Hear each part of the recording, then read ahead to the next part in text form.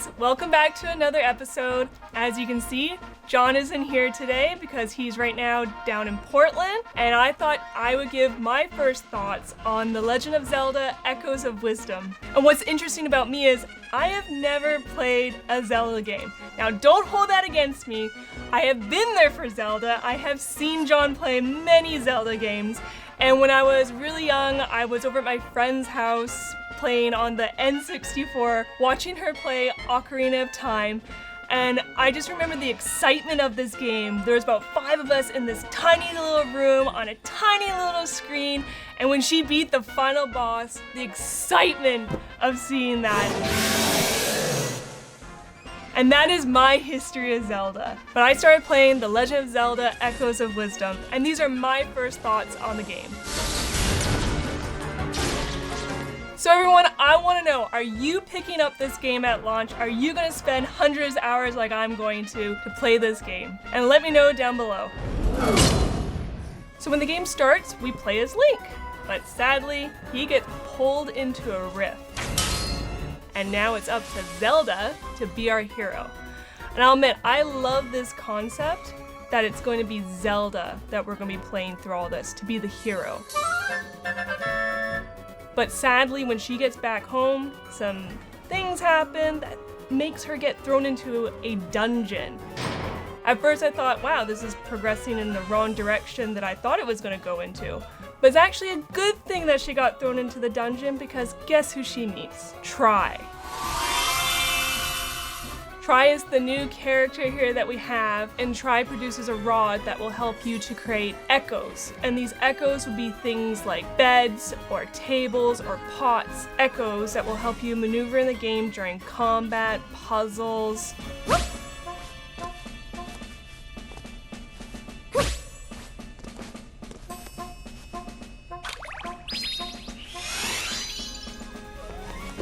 And what they've actually included is you can make echoes of monsters. This I thought was a little bit Pokemon, but I actually really enjoy the concept because you want to get all these different monsters to help you battle throughout the game.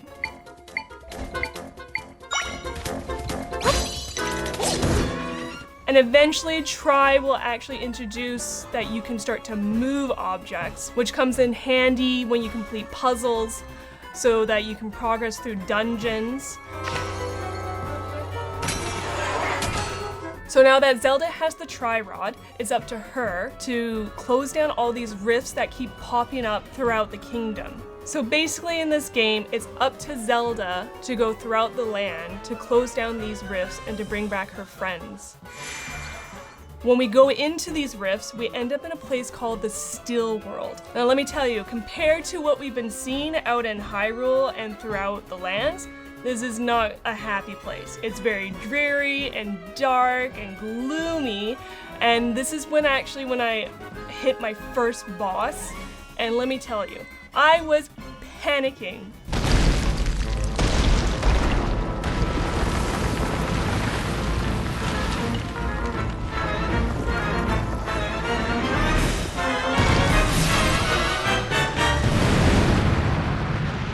This is a fighting action adventure game, completely different from what I'm used to with my RPGs and my turn-based.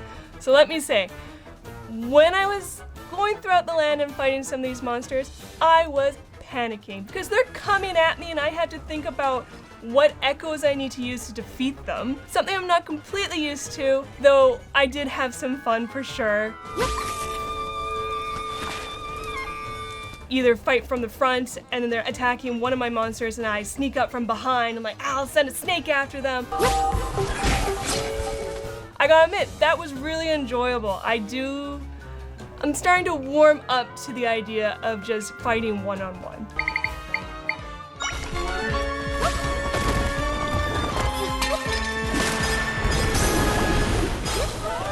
Has a little bit of the Pokemon feel, though I am enjoying this type of Pokemon. Something else in the game that I was surprised about is that there is swimming. I'm not a big fan of swimming. The one thing I don't like in games is either swimming or ice. Two things you can't really control. don't like them. But I gotta say, the detail in this is really well done, though you do have to be careful and watch out for your meter because you don't want to run out of air. Let's talk about the atmosphere in this game. It is beautiful. The colors are so vibrant. The details in this game is beautiful. When you're in Hyrule and you're looking around the town, just the chimney with the smoke coming out of it blew my mind. I thought, my God, this is gorgeous. They didn't have to add that detail. And even just going into the individual houses, like they have kitchens, they got pictures on the walls. It looks like it's been lived in, which I love. And what I find really funny about it is there was a little pots, you know, and of course when we see the pots, what do we want to do? We want to smash them. We want those items. And I thought, okay, yeah, I'm going to start smashing. And then what happens is the other characters react. And when they reacted, it made it feel so real. And I'm like, they know that I'm here, but I'm still going to smash everything in your house. I like that there is some small leveling up aspect in the game. The side quest, of course I love side quests. I am the side quest queen on this, and honestly, it's so much fun helping out other characters so that we can complete things and get some items. Not only are there side quests in this game, there's cooking. You know I love cooking so much. I love mixing different ingredients to see what I get. And of course, if something really unpredictable happens, they blur it out. Great touch, always love that. I honestly love how quaint and cute this game is. I love the design of the characters. They're very simple and yet well detailed somehow.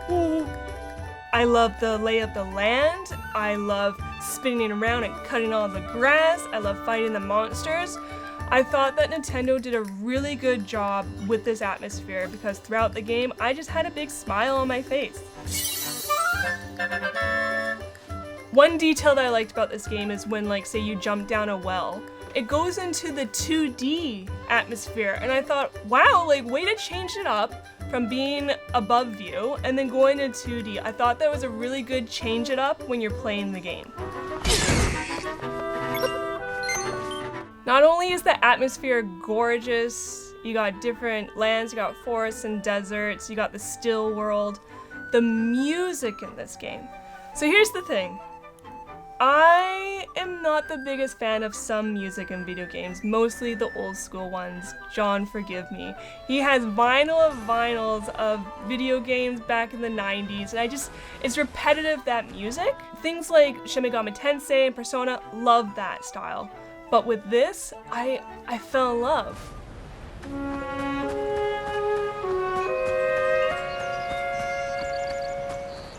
I just fell head over heels of this music. It's very folky, very medieval.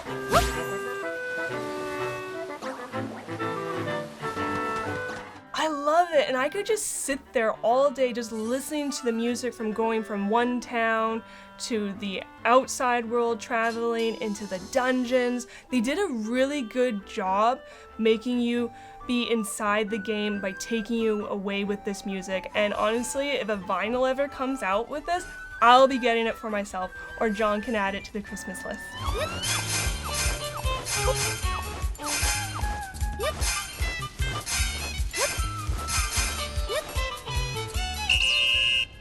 So the downside to this game that I have is probably just the scrolling through the echoes, because you do get quite a bit. You need it to help you complete puzzles and to fight other monsters or just to get around in the world, but you really have to stop and think of what you're using. I mean, you can use beds to stack up on each other. I find going through it can be a little bit time consuming because it's not turn-based anymore that you're actually fighting. I start panicking. I'm like, hey, what can I use? What monsters can I use? They're destroying that one. That's my only thing, though I do like the idea behind the tri-rod.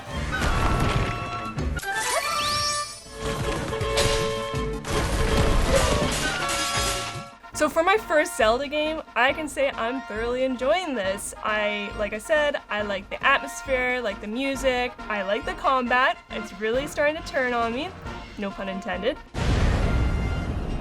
And honestly, I love the tri-rod. This idea, again, that they've created is so much fun. It gives me kind of the Dragon Quest builders aspect. I love building. I like stacking.